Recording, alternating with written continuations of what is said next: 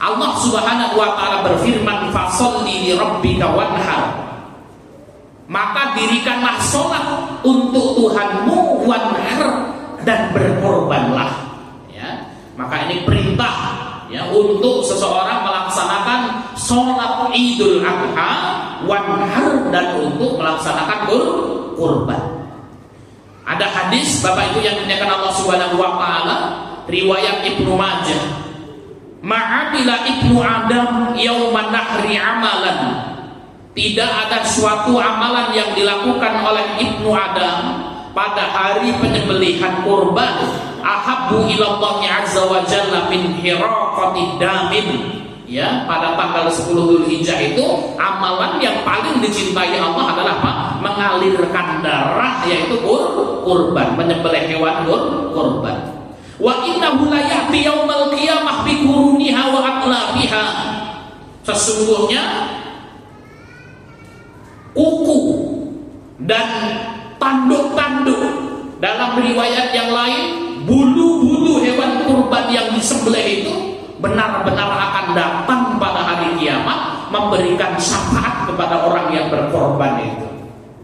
Jadi Bapak Ibu yang dimuliakan Allah Subhanahu wa taala, ini faedah kurban. Jadi kukunya, bulunya, tanduknya itu akan memberikan syafaat, memberikan manfaat bagi orang yang berkurban pada hari kiamat kelak. Maka di sini disebutkan bikuruniha wa atfaliha, yaitu dengan apa namanya, wa atlafiha, kuku dan tanduknya itu, kuku sama tanduk itu sesuatu yang tidak bermanfaat ya pada hewan kurban. Apa ada Pak orang yang mau nyati sumu wedus gitu, kan nggak ada. Ya, kuku kambing itu untuk apa Pak? Namun Nabi SAW menegaskan ya tanduknya, kukunya itu akan memberikan syafaat bagi orang yang berkorban itu. Bahkan bulunya itu akan mendatangkan kebaikan. Wa inna dama la yaqu minallahi azza wa jalla bi makanin qabla ayyaqa 'alal ardi fatibu biha nafsan. Ya. Dan sesungguhnya pahala berkorban itu sudah diterima Allah sebelum darahnya itu jatuh ke tanah. Ya. Jadi ini merupakan amalan yang pasti diterima Allah. Itu apa? Kurban, Pak. Yang diniatkan karena Allah, kan? Ya, kurban yang diniatkan karena Allah. Ya. Maka sebelum darahnya jatuh ke tanah itu Allah sudah menerima duluan. Fatibu biha nafsan, maka sembelihlah kurbanmu itu dengan tulus hati. Jadi kurban ini persembahan sempurna kita untuk Allah Subhanahu wa taala. Fatibu biha nafsan, ya, maka harus ikhlas betul, ya. Maka kalau kita berkurban itu disunahkan ya dengan hewan kurban terbaik, sapi terbaik, kambing terbaik. Baik Bapak Ibu yang dimuliakan Allah Subhanahu wa taala. Kemudian kita masuk kepada hukum kurban, ya, halaman 5. Bapak Ibu yang dimuliakan Allah Subhanahu wa taala, berkorban hukumnya sunnah muakkadah bagi yang mampu. Ya. Jadi kurban hukumnya sunnah muakkadah bagi yang mampu. Ingat, bagi yang mampu. Ini secara individu. Namun kalau dalam keluarga, kurban hukumnya sunnah kifayah. Ya, contoh dalam satu keluarga ada Mas Agung nih, Masya Allah, duitnya banyak. Mas Agung kan udah amin. Ada istrinya Mbak Bida, duitnya lebih banyak daripada Mas Agung. Berangkat ke Madinah duluan, gitu ya. Ya, duitnya lebih banyak. Anaknya 3 misalnya, duitnya banyak semua. Nah, ini dalam satu keluarga kalian semua Bapak Ibu yang dimuliakan. Yang menjadi pertanyaan, apakah satu keluarga ini per individunya sunnah muakkadah semua untuk kurban atau tidak? Apakah Mas Agung itu juga yang ditegaskan untuk kurban, istrinya untuk kurban, 3 anaknya untuk kurban, berarti kan 5 ya, berarti ya. Nah ini kalau dalam satu keluarga hukumnya sunnah kifayah. Jadi sunnah kifayah itu apa? Kalau Mas Agung bilang itu, ya, Nduk, sekarang tahun ini bapak yang kurban, maka gugur sunnah muakkadah bagi yang lain. Namanya sunnah kifayah. Kemudian apabila satu keluarga mampu semuanya, namun tidak ada yang berkurban, maka jatuh hukumnya makruh. Ya, hukumnya makruh berdasarkan sabda Nabi SAW, "Man kana lahu sa'ah wa lam yudhi fala yaqrabanna musallana." Siapa saja yang memiliki kemampuan untuk kurban, namun dia tidak berkurban, maka jangan dekat-dekat dengan musola kami, kata Nabi. Oleh karena itu Bapak Ibu yang dimuliakan Allah, hukum kurban ini setiap tahun kalau dia mampu, bukan seumur hidup sekali. Mas Bukhari mau kurban nggak tahun ini? Wis tahu nggak usah. Ya. Dulu pernah mau saja kurban. Nah kalau dia punya uang setiap tahun mampu, maka apa? Disunahkan kemudian untuk berkurban. Nah, ini Bapak Ibu yang dimuliakan Allah Subhanahu Wa Taala, ya, hukum kurban. Kemudian kurban menjadi wajib apabila bernadar. Ya, contoh seorang mengatakan dirinya bernadar, ya, Lebaran haji besok mau kurban, maka hukum kurban menjadi wajib, Bapak Ibu yang dimuliakan Allah Subhanahu Wa Taala. Baik. Kemudian Bapak Ibu yang dimuliakan Allah Subhanahu Wa Taala, buka halaman ke-14. Orang yang menyembelih, ya.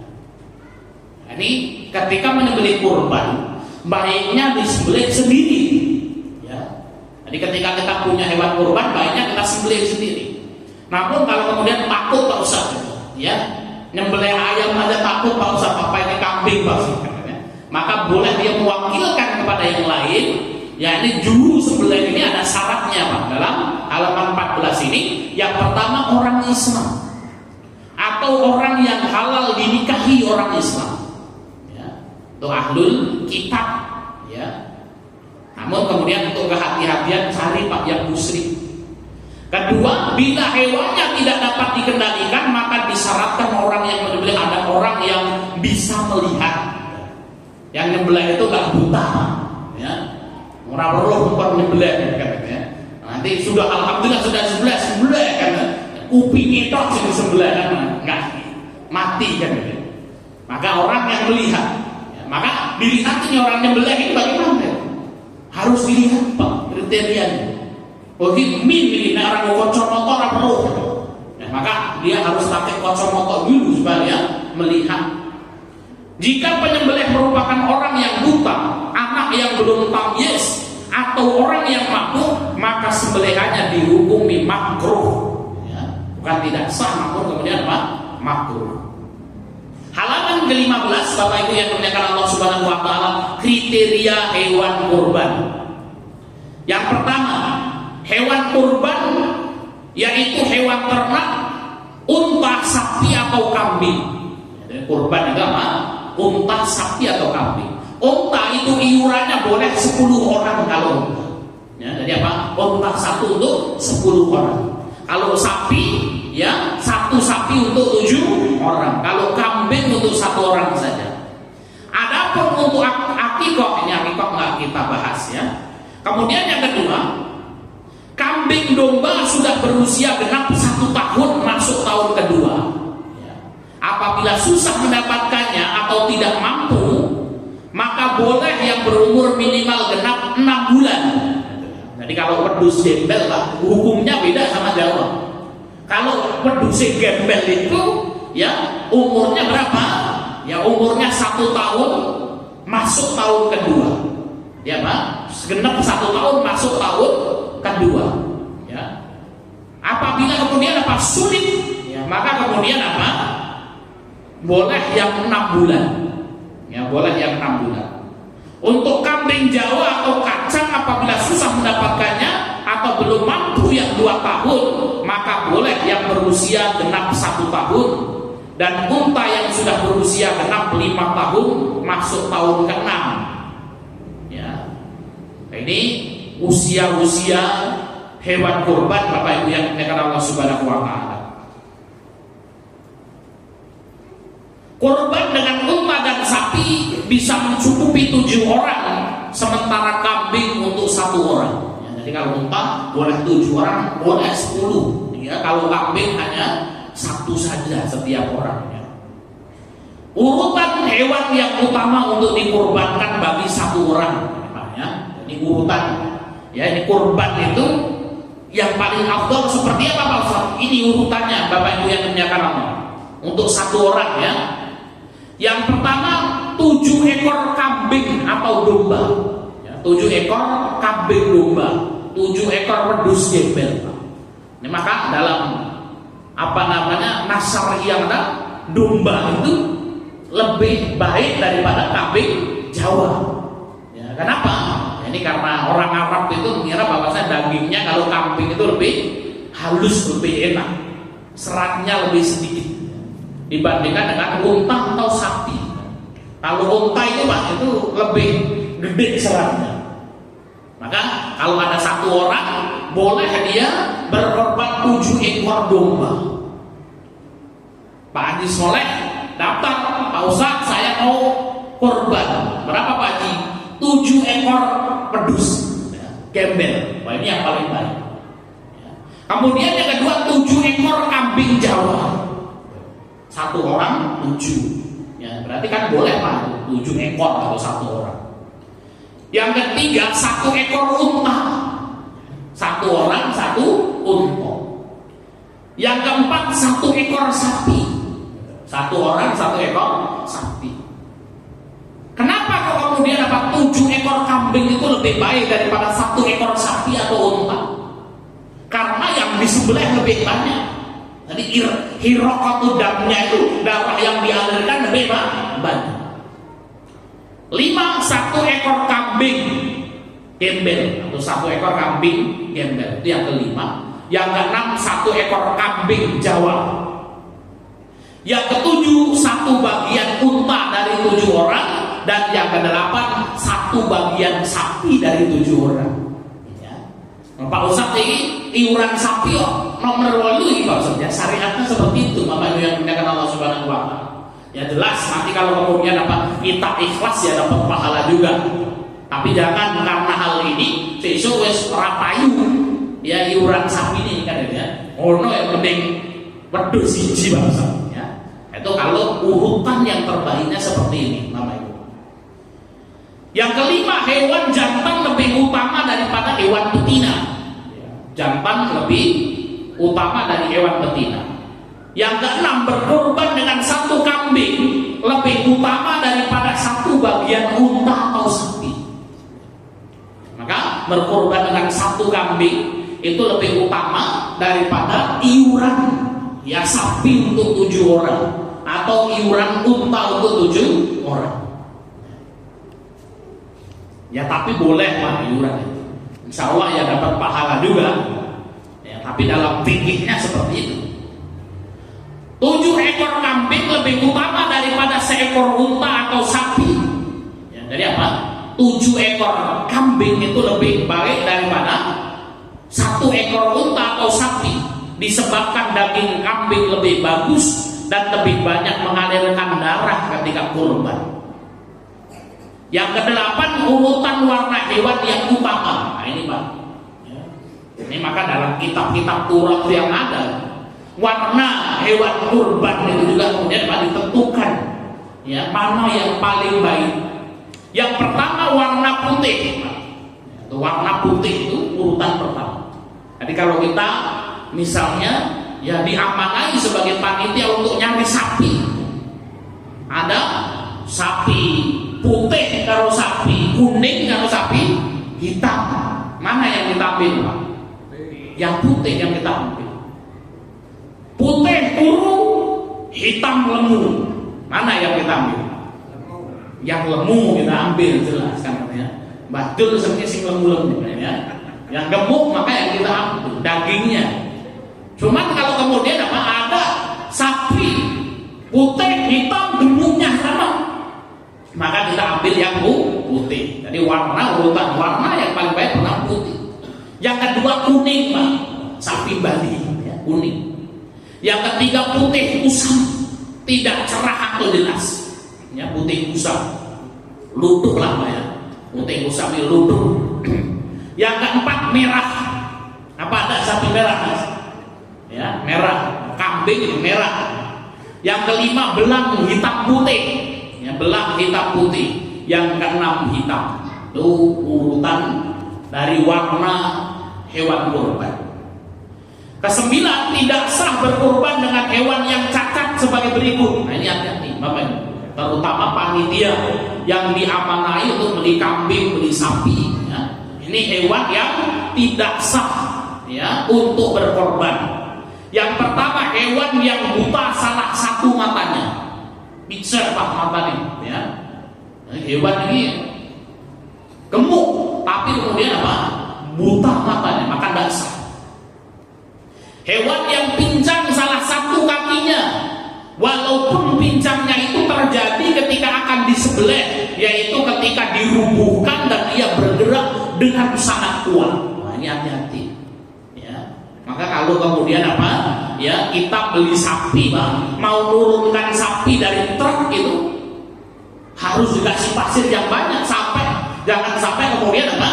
Ya turun dari truk sikile tugel gitu, Pak. Ya sudah itu, pincang jelas pincangnya, maka tidak sakit.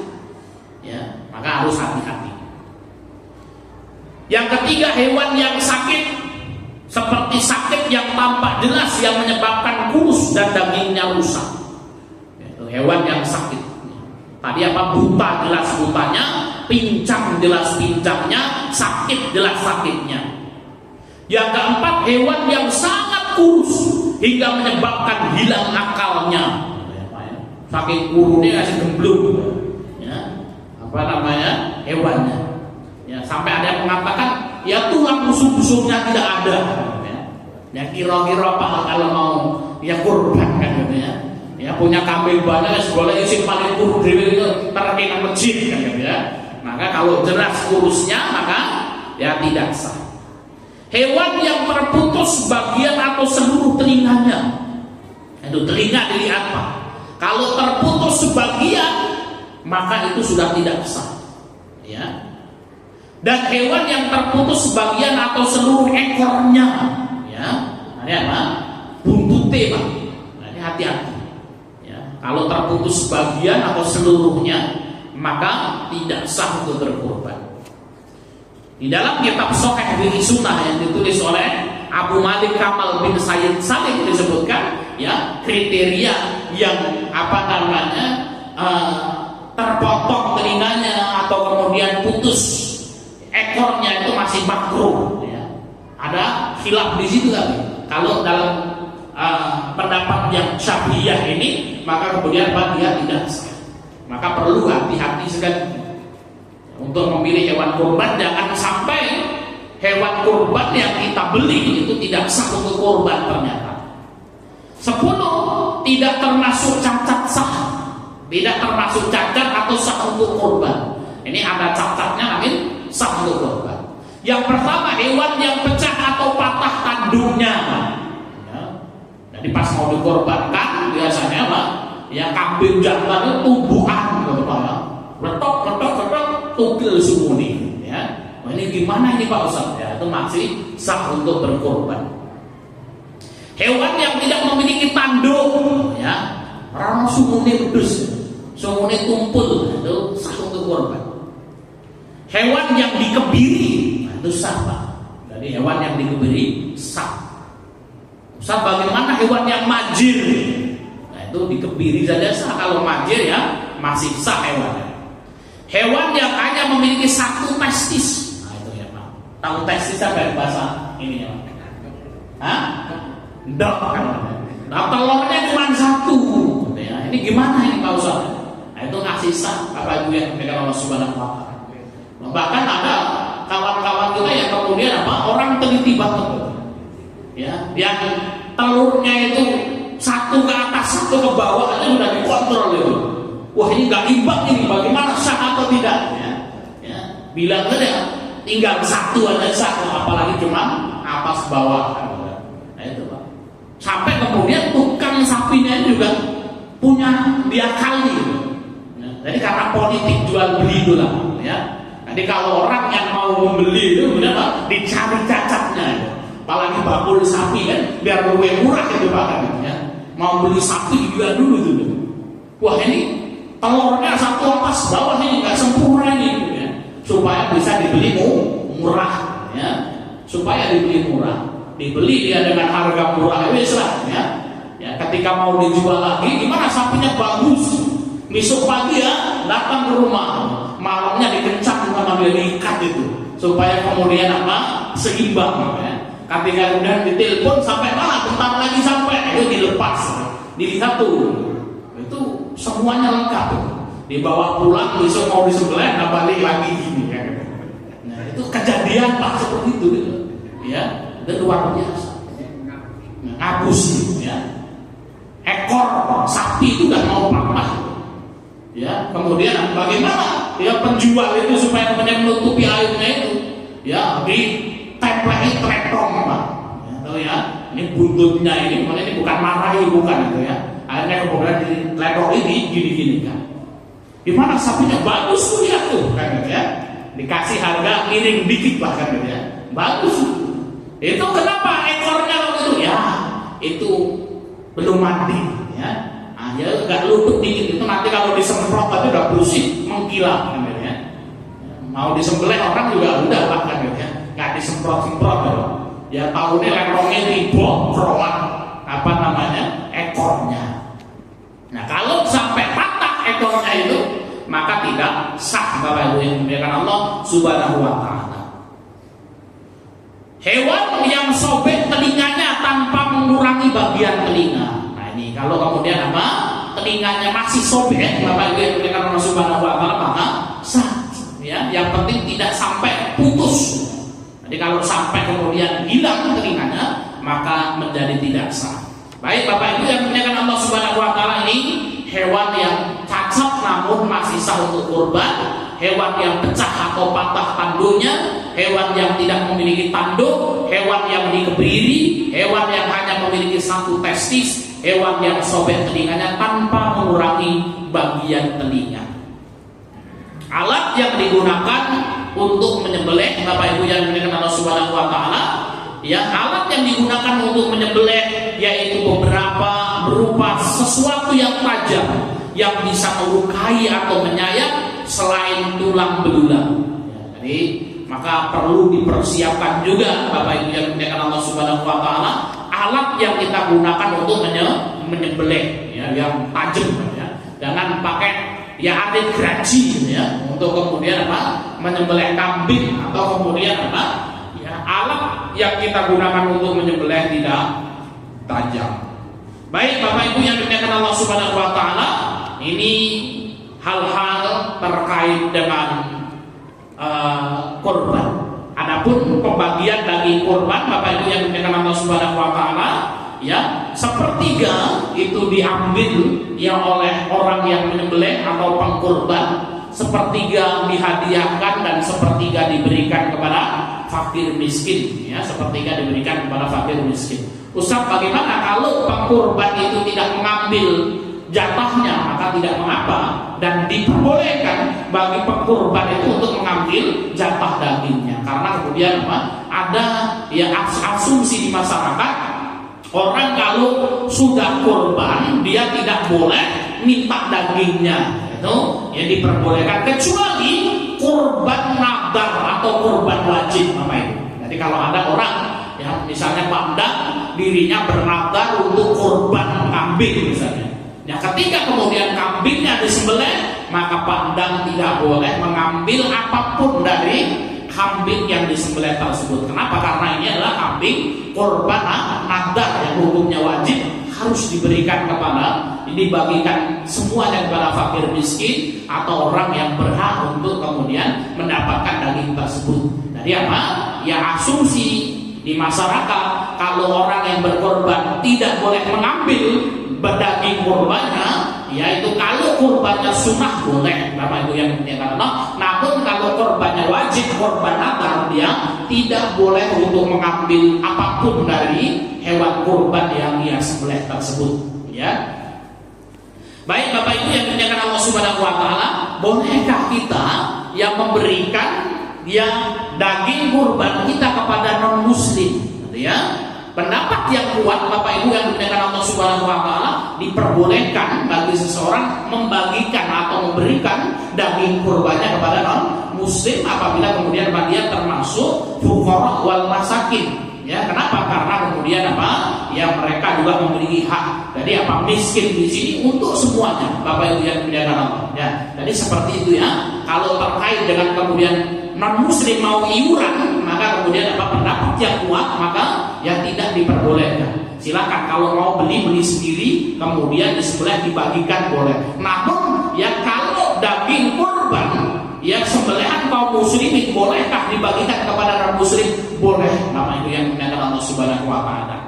Baik Bapak Ibu yang dimuliakan Allah Subhanahu wa taala, ya di akhir sesi kita mengingatkan kembali, malam ini kita sudah memasuki tanggal 4 Dzulhijjah. Tanggal 4 Dzulhijjah ini merupakan hari-hari yang sangat mulia. Kata Nabi SAW, ya, tidak ada hari yang paling Allah Subhanahu wa taala cintai ya untuk beramal soleh pada hari tersebut kecuali 10 hari pertama bulan Dzulhijjah. Maka 10 hari pertama bulan Dzulhijjah adalah siang hari terbaik di muka bumi ini. Fa'akthiru bihinna minat tahlil wa tahmid wa takbir. Apabila kalian memasuki 10 hari pertama bulan Dzulhijjah, perbanyaklah membaca tahlil la ilaha illallah wa takbir Allahu akbar wa tahmid, dan membaca alhamdulillah. Ini perbanyak Bapak Ibu yang dimuliakan Allah Subhanahu wa taala, zikrullah, zikir kepada Allah. Zikir ini dibagi menjadi 3. Yang pertama zikir mutlak, yang kedua zikir khusus, dan yang ketiga zikir muqayyad. Zikir mutlak adalah apa? Ya kita memperbanyak zikir sambil jalan, kita mengucapkan la ilaha illallah, subhanallah, la ilaha illallah. Kalau zikir khusus yaitu kemudian pakai zikir di waktu pagi dan sore, kita berzikir ya subhanallah, la ilaha illallah, alhamdulillah. Sedangkan zikir muqayyad dimulai dari tanggal 9 Dzulhijjah. Zikir muqayyad ini apa? Zikir yang ditentukan lafalnya, yang biasa kita takbiran itu. Allahu akbar, Allahu akbar, Allahu akbar, la ilaha illallah, wallahu akbar. Ini adalah zikir muqayyad yang dilakukan apa? Setelah selesai sholat 5 waktu. Kapan waktunya Bapak Ibu yang dimuliakan Allah? Yang zikir muqayyad pada hari raya Idul Adha ini dimulai pada tanggal 9 Dzulhijjah ya, setelah sholat subuh. Jadi ketika sudah masuk waktu subuh itu, maka kemudian apa? Nah, disunahkan bagi imam itu kemudian apa? Zikir yang takbiran, yaitu setiap selesai sholat 5 waktu ya, dari tanggal 9 Dzulhijjah, kemudian tanggal 10 Dzulhijjah, 11, 12 dan 13 sampai datangnya waktu maghrib atau hari tasyrik habis. Maka selesai sholat 5 waktu takbiran. Allahu akbar, Allahu akbar, Allahu akbar, la ilaha illallah, wallahu akbar, Allahu akbar walillahil hamd. Ini dimulai dari tanggal 9 Dzulhijjah ketika masuk waktu fajar ya, 10, 11, 12 dan 13. Kalau di tempat kita umumnya apa takbirannya pada maghrib Pak Ustaz ya. Besok betul pada maghrib kemudian apa? Takbiran. Kalau Idul Fitri dimulai ketika apa? Masuk waktu maghrib tanggal 1 ya Syawal, dan habis ketika apa? Ya khotib naik ke atas mimbar untuk melaksanakan sholat. Kita lanjutkan sebentar. Ketika kemudian apa? Khotib sudah sholat, naik ke atas mimbar itu, maka selesai takbirannya ya. Namun kalau tempat kita biasanya kalau Idul Fitri itu malah panjang, padahal waktunya pendek kalau Idul Fitri. Justru Idul Adha itu waktu takbirannya lebih panjang, yaitu memperbanyak zikir Bapak Ibu yang dimuliakan Allah. Jangan lupa besok Kamis kita melaksanakan puasa Arafah. Siyamu yaumi Arafah, puasa pada tanggal 9 Dzulhijjah. Ahtasibu 'ala Allah ayyukaffira sanatan lati qablahu wa sanatan lati ba'dahu. Aku berharap kepada Allah, mudah-mudahan Allah mengampuni seluruh dosa-dosaku yang tahun lalu dan yang akan datang. Jangan lupa hari Kamis kita puasa Arafah pada tanggal 9 Dzulhijjah agar Allah mengampuni dosa-dosa kita 2 tahun, 1 tahun yang lalu dan 1 tahun yang akan datang, Bapak Ibu yang dimuliakan Allah. Kemudian amalan terbaik selanjutnya berkorban bagi yang mampu, kemudian melaksanakan sholat Idul Adha dengan memakai pakaian terbaiknya, ya pakaian terbaik, bukan barunya tapi terbaik. Ya, demikian Bapak Ibu yang dimuliakan Allah Subhanahu wa taala yang bisa kita sampaikan terkait dengan hukum kurban dan sholat Idul Adha. Kita kembalikan ke pembawa acara.